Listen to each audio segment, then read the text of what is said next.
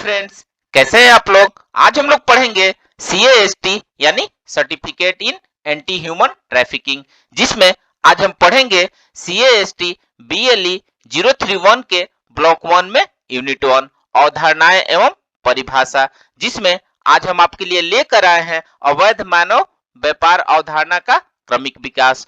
तो video start करने से पहले जो भी फ्रेंड्स हमारे चैनल पे नए आए हैं, कृपया चैनल को सब्सक्राइब कर ले और बेल आइकन को प्रेस कर दे, ताकि जो भी लेटेस्ट वीडियो हमारे चैनल पे आए वो सबसे पहले आपको मिल सके। तो आइए ज्यादा टाइम को न किल करते हुए चलते हैं अपने टॉपिक पर, अवैध मानव व्यापार अवधारणा का क्रमिक विकास।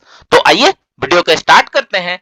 आज के बदलते हुए वैश्विक परिदृश्य में अवैध मानव व्यापार रूप बदलकर नया दास व्यापार हो गया है। इस उपमा का अर्थ है कि जिन लोगों का अवैध व्यापार किया जाता है वो ऐसी परिस्थितियों में जीवन व्यतीत करते हैं कि जैसा कि पुराने समय में दास लोग किया करते थे। अतः अवैध मानव व्यापार सीमाओं से उठकर तथा विश्व के सभी देशों को प्रभावित करते हुए चिंता का एक महत्वपूर्ण विषय बन गया है। आम बोलचाल की भाषा में अवैध व्यापार को ऐसे व्यापार के रूप में परिभाषित किया जाता है जिसमें विभिन्न नैतिक, सामाजिक, आर्थिक या राजनीतिक कारणों की वजह से संलिप्त नहीं होना चाहिए। अतः अवैध ड्रग व्यापार, अवैध शस्त्र व्यापार, अवैध शस्त्र व्यापार तथा अवैध मानव व्यापार जैसे शब्द का सृजन हुआ। अवैध मानव व्यापार की अवधारणा शोषण की उस आपराधिक प्रथा की ओर इशारा करती है जिसमें लाभ अर्जित करने के लिए मनुष्य के साथ बिकने वाली वस्तुओं की भांति व्यवहार किया जाता है। आइए देखते हैं कि अवैध मानव व्यापार की अवधारणा कैसे विकसित हुई। अवैध मानव व्यापार की समस्या ग्रीक शहर राज्यों के समय से ही विद्यमान है।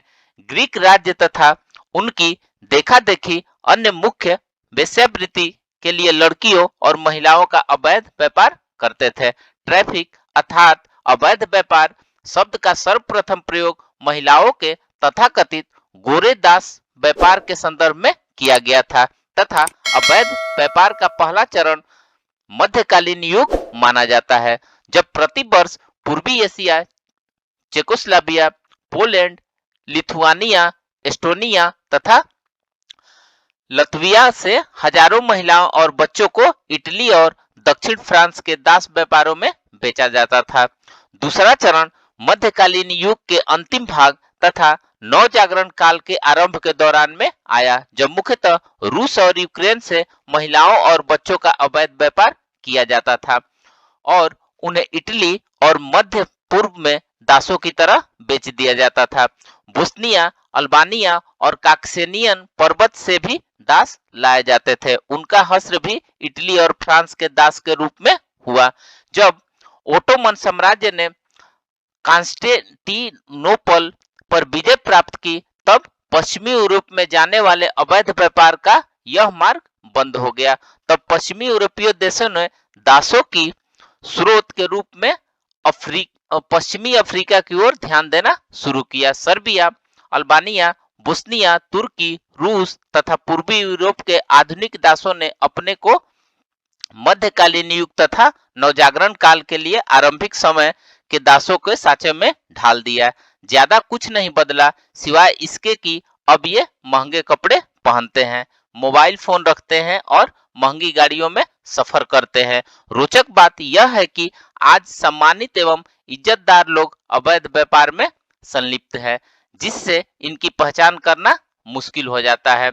समकालीन अवैध मानव व्यापार के ऐतिहासिक पूर्ण लक्षण है पुरातन दास व्यापार, गोरे दास व्यापार तथा द्वितीय विश्व युद्ध के बाद पुरुषों और महिलाओं में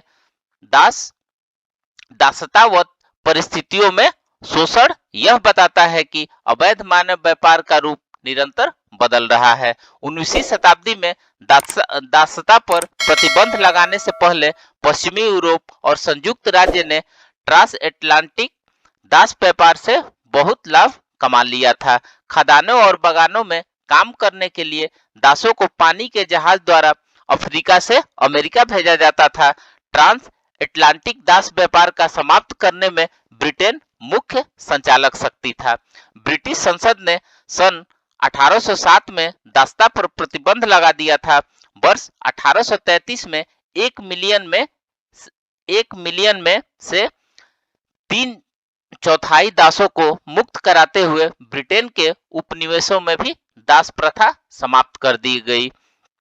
इसी तरह इसी समय तथा इसके बाद कई दशकों तक ब्रिटेन ने अपनी नौसैनिक शक्तियों का प्रयोग करते हुए पूरे विश्व में दासता विरोधी नीति को लागू किया। अतः ब्रिटेन ने एक अंतर्राष्ट्रीय पुलिस बल की कई विशेषताओं को आत्मसात किया, ऐसा अब बहुत ही कम हुआ है। पूरे दास व्यापार शब्द की उत्पत्ति इंग्लैंड में महिला फैक्ट्री कर्मियों का वर्णन करने के दौरान हुई और इसके बाद इसका प्रयोग यूरोप में वेश्यावृत्ति के लिए गोरी महिलाओं की दासता के लिए किया गया। संयुक्त राज्य में चीनी अप्रवासियों को येलो पेरिल यानी पीला खतरा के रूप में देखा जाता था। यूरोप में अरब और ओटोमन प्राधिकारियों को गोरे दासों के व्यापारी के रूप में देखा जाता था, जो गोरी महिलाओं को वेश्यावृत्ति में ढकेल देते थे। 19वीं शताब्दी के उत्तरार्ध तथा 20वीं शताब्दी के पूर्वार्ध में कई सरकारों ने गोरी दासता के खिलाफ हस्ताक्षर किए। इसके परिणाम स्वरूप 1904 में गोरे दासों के व्यापार के दमन के लिए एक अंतर्राष्ट्रीय समझौते का सूत्रीकरण हुआ, जिस पर पेरिस में हस्ताक्षर किए गए और बाद में लगभग 100 सरकारों ने इसका अनुमर्थन किया। वर्ष 1904 का समझौता गोरी जाति से अन्य पुरुषों तथा लड़कों तथा महिलाओं और लड़कियों के लिए मान्य नहीं था। इसके अतिरिक्त इसमें ऐसा कोई प्रावधान नहीं था जो विधि प्रवर्तन के विस्तार से संबंधित हो। इन सब का परिणाम यह हुआ कि अवैध व्यापार निरंतर पनपता चला गया। इसने एक अन्य संधि अर्थात 1910 का गोरोदास अवैध व्यापार पर प्रतिबंध अभिसमय 1910 का को अंगीकृत करने के लिए प्रेरित किया। इस अभिसमय का अनुप्रयोग क्षेत्र भी 1904 के समझौते की तहत ही हुआ था तथा गोरी महिलाओं के अवैध व्यापार और वेश्यावृत्ति या यौन शोषण के बीच संपर्क पहले की तरह बना रहा। इनके बीच केवल एक ही मुख्य अंतर यह था कि 1910 के अभिसमय में राष्ट्रों से इस कृत्य को समाप्त करने के लिए जिम्मेदार लोगों के खिलाफ सख्त से सख्त कार्रवाई करने का आग्रह किया गया था।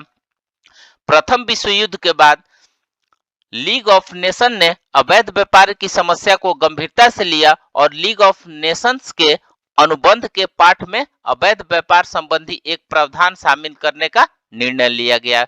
लीग ऑफ नेशंस के तत्वाधान में अवैध व्यापार पर 2 और अंतर्राष्ट्रीय समझौते अंगीकार किए गए। इनमें पहला था महिलाओं एवं बच्चों के अवैध व्यापार दमन संबंधी अंतर्राष्ट्रीय अभिसमय 1921। इस अभिसमय ने वर्ष 1910 के अभिसमय द्वारा निर्दिष्ट अवैध व्यापार के वर्णन की पुष्टि की। परिणामतः वेश्यावृत्ति और यौन शोषण को अवैध व्यापार के महत्वपूर्ण योजकों के रूप में माना गया।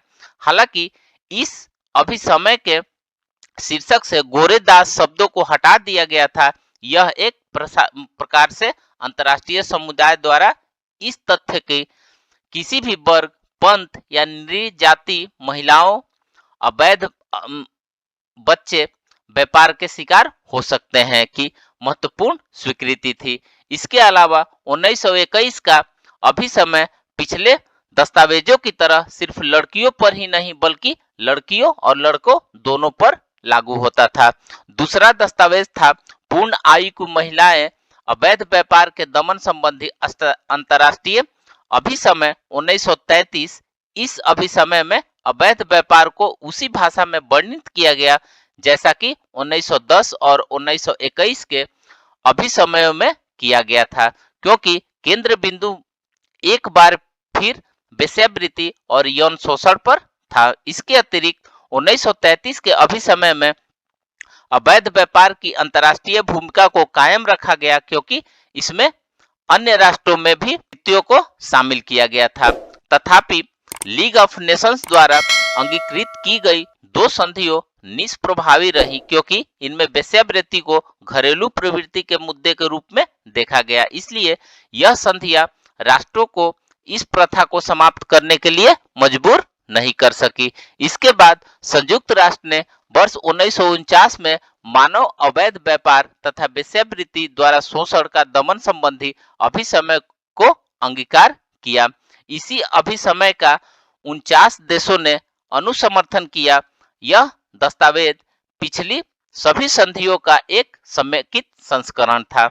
इसके बावजूद 1949 अभिसमय कुछ मायनों में पिछली संधियों से भिन्न था। उदाहरण के लिए इसने अवैध व्यापार और वेश्यावृत्ति के बीच एक सुस्पष्ट संबंध निर्मित किया, जिसे शोषण के रूप में देखा जाता था। अभिसमय के शीर्षक में यह भी देखा जा सकता है कि इसके अलावा यह एक ऐसा दस्तावेज है जो लिंग भेद के संबंध में तटस्थ भूमिका निभाता है और मानता है कि वेश्यावृत्ति के लिए पुरुष और लड़कों का भी अवैध व्यापार हो सकता है। इसके अतिरिक्त 1949 अभिसमय में राष्ट्र के अंदर तथा राष्ट्रीय सीमाओं के बाहर होने वाले दोनों प्रकार के अवैध व्यापार को शामिल किया गया।